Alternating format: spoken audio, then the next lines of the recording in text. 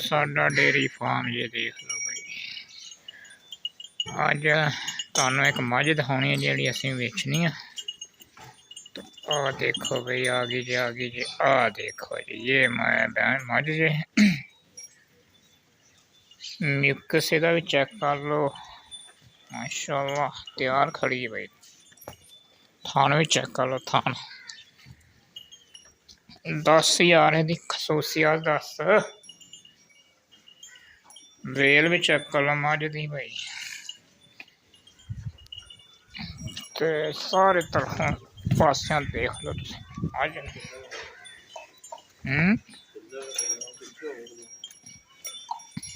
है तिल्लोड़ा भाई।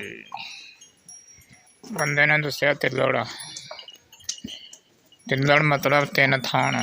एक थान है जरा खराब हो गया, ये असीं बेचनी आ ते किसी ने लैनी होवे हवाना भी चेक कर लो इहदा। प्योर नीली जी, प्योर नीली रावी सुथरी मझ सुथरी। बस धोखे ने जड़ा लै गया एक थान एक खराब हो गया था। और सारे पासों एन वधिया मझ भाई।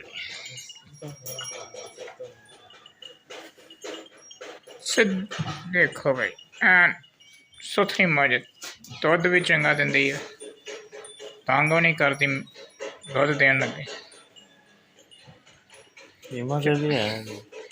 कीमत यही 10 की हो गई, 10 पक्का।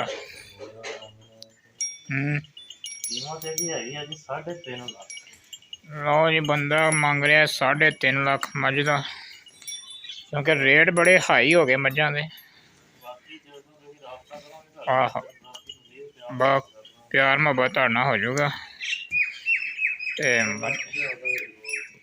हाँ नंबर है साडा भाई 0315 79 34 798। इधर स्क्रीन पे भी आ जाएगा, तो आप व्हाट्सएप पे रब्ता कर सकते हैं हमारे साथ।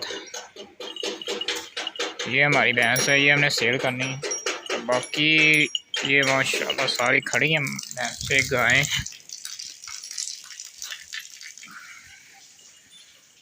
ये चारा खा रहे हैं ये छोटे जानवर। गाँव में तैयार हो गया तो यार भाई। ये भाई असीं मझ सेल करने जे किसी ने लैनी होवे तो रब्ता कर सकदा साडे नाल। ते आ साडी अज दी वीडियो, उम्मीद करदा तुहानू पसंद आई होगी। तो रब्ता जरूर करना साडे नाल भाई। उधर लागे खड़ी खड़ी